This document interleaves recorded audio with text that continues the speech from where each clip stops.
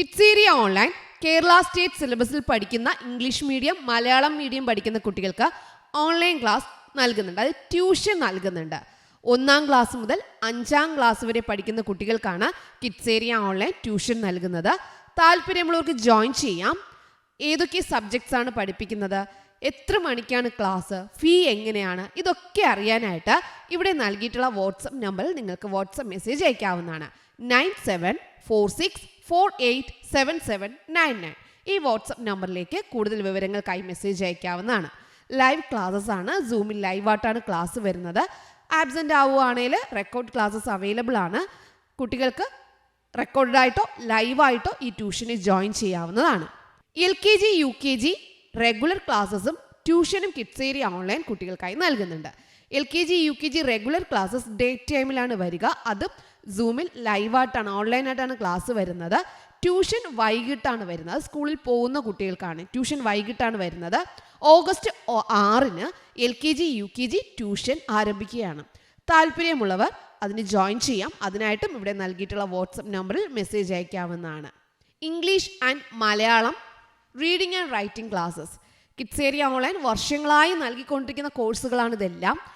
അടുത്ത ബാച്ച് ഇപ്പോൾ ഒരു ബാച്ച് കഴിഞ്ഞിട്ടുണ്ട്. ഒത്തിരി പേർ എൻക്വയറി ചെയ്തായിരുന്നു. അടുത്ത ബാച്ച് ഓഗസ്റ്റ് 6-ന് സ്റ്റാർട്ട് ചെയ്യുവാണ്. ഇംഗ്ലീഷിൻ്റെ റീഡിംഗ് റൈറ്റിംഗ് ക്ലാസ് സ്റ്റാർട്ട് ചെയ്യുവാണ്. കുട്ടികളെ എഴുതാനും വായിക്കുവാനും, കൂട്ടി എഴുതുവാനും കൂട്ടി വായിക്കുവാനും ബുദ്ധിമുട്ടുള്ള ഒത്തിരി കുട്ടികളുണ്ട്. അവർക്കായിട്ടുള്ള ക്ലാസ്സസ് ആണ് ഓഗസ്റ്റ് 6-ന് സ്റ്റാർട്ട് ചെയ്യുന്നത്. സൂമിൽ ലൈവ് ക്ലാസ്സസ് ആണ് വരുന്നത്. കൂടുതൽ വിവരങ്ങൾ അറിയുവാനായി ഇവിടെ നൽകിയിട്ടുള്ള വാട്സപ്പ് നമ്പറിൽ മെസ്സേജ് അയയ്ക്കുക. കിഡ്സേരിയ ഓൺലൈൻ്റെ വാട്സപ്പ് നമ്പർ 9746487799 ഈ വാട്സപ്പ് നമ്പറിലേക്ക് മെസ്സേജ് അയക്കാവുന്നതാണ്. Hello everyone, welcome to kids area online class 4 Kerala സിലബസിൽ പഠിക്കുന്ന മലയാളം മീഡിയത്തിൽ പഠിക്കുന്ന കുട്ടികൾക്കുള്ള ക്ലാസ്സാണ്. പരിസര പഠനമാണ് ഇന്ന് നമ്മൾ പഠിക്കാനായിട്ട് പോകുന്നത്. പരിസര പഠനം എക്സാം പ്രിപ്പറേഷൻ ക്ലാസ്സസ് ആണ് കേട്ടോ. എക്സാം അടുത്ത് വരുവാണ്. എക്സാം പ്രിപ്പറേഷൻ ക്ലാസ്സസ് ആണ്. എപ്പിസോഡ് 1 ആണ്. ഓക്കെ, ഇംഗ്ലീഷ് മീഡിയം കുട്ടികൾക്കുള്ള ക്ലാസ് വേറെ ഉണ്ട്. നിങ്ങൾ ചെക്ക് ചെയ്യുക. ഇംഗ്ലീഷ് മീഡിയം കുട്ടികൾക്കുള്ള ക്ലാസ്സും ചെയ്തിട്ടുണ്ട്.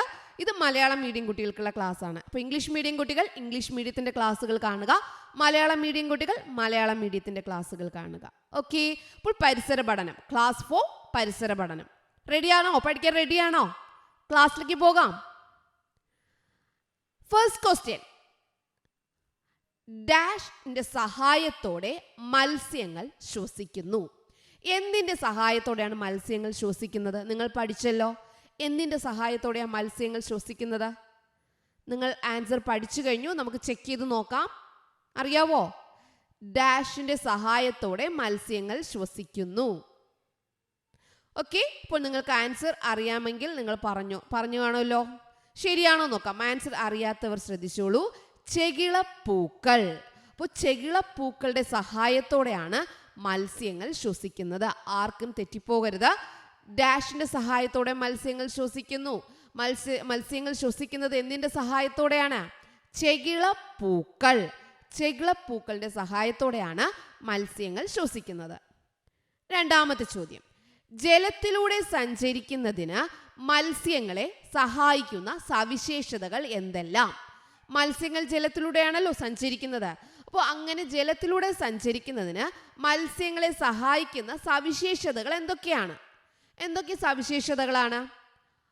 ഒന്നാമത്തേത്, രണ്ടാമത്തേത്, മൂന്നാമത്തേത്, നാലാമത്തേത്, അഞ്ചാമത്തേത്, 5 സവിശേഷതകളുണ്ട്. ഒന്നാമത്തേത് ശരീരത്തിൻ്റെ ആകൃതി. ഒന്നാമത്തേത് എന്താണ്? ശരീരത്തിൻ്റെ ആകൃതി. രണ്ടാമത്തെ സവിശേഷത ചിറകുകൾ. രണ്ടാമത്തെ സവിശേഷത ചിറകുകൾ. മൂന്നാമത്തേതോ വാൽച്ചിറക്. വാൽച്ചിറക്. നാലാമത്തേതോ ചെതുമ്പലുകളുടെ ക്രമീകരണം. ചെതുമ്പലുകളുടെ ക്രമീകരണം. അഞ്ചാമത്തേത് വഴുവഴുപ്പ്. അപ്പോൾ ഈ 5 കാര്യങ്ങളാണ് മത്സ്യങ്ങൾ ജലത്തിലൂടെ സഞ്ചരിക്കുന്നതിന് സഹായിക്കുന്നത്. ഓക്കെ, ഏതൊക്കെയാണ്? ശരീരത്തിൻ്റെ ആകൃതി, ചിറകുകൾ, വാൽച്ചിറക്, ചെതുമ്പലുകളുടെ ക്രമീകരണം, വഴുവഴുപ്പ്. എല്ലാവരും പറഞ്ഞേ. ശരീരത്തിൻ്റെ ആകൃതി, ചിറകുകൾ, വാൽച്ചിറക്, ചെതുമ്പലുകളുടെ ക്രമീകരണം, വഴുവഴുപ്പ്. മനസ്സിലായോ? ഇനി പറയണോ? ഒന്ന് കാണാതെ പറഞ്ഞു നോക്കിയേ. എന്തൊക്കെയാണ്? ശരീരത്തിൻ്റെ ആകൃതി, ചിറകുകൾ, വാൽ ചിറക്, അടുത്തെന്താണ്? വഴുവഴുപ്പുണ്ട്, ചെതുമ്പലുകളുടെ ക്രമീകരണമുണ്ട്. ഓക്കെ, അപ്പോൾ ഈ 5 കാര്യങ്ങളും പഠിച്ചില്ലേ? യെസ്. അടുത്ത ചോദ്യം, മരുഭൂമിയിലെ സസ്യങ്ങൾ എന്ത് പേരിലാണ് അറിയപ്പെടുന്നത്? മരുഭൂമിയിലെ സസ്യങ്ങൾ അറിയപ്പെടുന്ന പേര്. മരുഭൂമിയിലെ സസ്യങ്ങൾ ഡാഷ് എന്നാണ് അറിയപ്പെടുന്നത്. മരുഭൂമിയിലെ സസ്യങ്ങളുടെ പേരെന്താ? എന്തെന്ന് അറിയപ്പെടുന്നേ? അറിയാവുന്നവർ വേഗത്തിൽ പറഞ്ഞേ. അറിയാത്തവർക്ക് ടീച്ചർ പറഞ്ഞു തരാം. അറിയാവുന്നവർ വേഗത്തിൽ പറഞ്ഞേ. മരുഭൂമിയിലെ സസ്യങ്ങൾ ഡാഷ് എന്നാണ് അറിയപ്പെടുന്നത്. ആൻസർ പറയട്ടെ. മരുരൂഹങ്ങൾ. മരുരൂഹങ്ങൾ എന്താ അറിയപ്പെടുന്നേ? മരുഭൂമിയുടെ മരു, വീണ്ടും രു, മരുരൂഹങ്ങൾ. മരുരൂഹങ്ങൾ എന്താണ് അറിയപ്പെടുന്നത്? മരുഭൂമിയിലെ സസ്യങ്ങൾ അറിയപ്പെടുന്ന പേരെന്താണ്? മരുരൂഹങ്ങൾ. മരുരൂഹങ്ങൾ. ഓക്കെ, അടുത്ത ചോദ്യം, ക്വസ്റ്റ്യൻ നമ്പർ 4. മരുഭൂമിയിലെ സസ്യങ്ങളുടെ പ്രത്യേകതകൾ എന്തൊക്കെയാണ്? മരുഭൂമിയിലെ സസ്യങ്ങൾക്ക് 4 പ്രത്യേകതകളുണ്ട്. 4 പ്രത്യേകതകൾ നിങ്ങൾ പഠിച്ചിട്ടുണ്ടല്ലോ. ഏതൊക്കെയാണ്? ഓർമ്മയുണ്ടോ? മരുഭൂമിയിലെ സസ്യങ്ങളുടെ പ്രത്യേകതകൾ അറിയാവുന്നവർ വേഗത്തിൽ പറഞ്ഞോളൂ. ഓക്കെ, ഒന്നാമത്തേത് എന്താണ്? ഇലയില്ലാത്തതോ ചെറിയ ഇലകളുള്ളതോ മുള്ളുകളുള്ളതോ ആയിരിക്കും. ഒന്നുകിൽ ഇല കാണില്ല, അല്ലെങ്കിൽ ചെറിയ ഇലകളായിരിക്കും, പിന്നെ മുള്ളുകളുള്ളതായിരിക്കും. ഓക്കെ, ഇലയില്ലാത്തതോ ചെറിയ ഇലകളുള്ളതോ മുള്ളുകളുള്ളതോ ആയിരിക്കും ഒന്നാമത്തെ പ്രത്യേകത. മരുഭൂമിയിലെ സസ്യങ്ങൾ ഇലയില്ലാത്തതായിരിക്കാം, അല്ലെങ്കിൽ ചെറിയ ഇലകളുള്ളതായിരിക്കാം, അല്ലെങ്കിൽ മുള്ളുകളുള്ളതായിരിക്കാം. രണ്ടാമത്തേത്, അവയുടെ തണ്ടുകൾ, ഈ മരുഭൂമിയിലെ സസ്യങ്ങളുടെ തണ്ടുകൾ കനമുള്ളവ, നല്ല വലിപ്പം കനമുള്ളവയായിരിക്കും. കള്ളിമുൾച്ചെടി നിങ്ങൾ കണ്ടിട്ടുണ്ടോ? അതെ, കനമുള്ളവയായിരിക്കും. പച്ച നിറമുള്ളവയായിരിക്കും. ജലം സംഭരിച്ചു വെക്കാൻ, സൂക്ഷിച്ചു വെക്കാൻ കഴിയുന്നവയുമാണ്. അപ്പോൾ മരുഭൂമിയിലെ സസ്യങ്ങളുടെ രണ്ടാമത്തെ പ്രത്യേകത, ആദ്യം ഇലയുടെ കാര്യം പറഞ്ഞു. ഇലയില്ലാത്തതോ ചെറിയ ഇലകളുള്ളതോ മുള്ളുകളുള്ളതോ ആയിരിക്കും.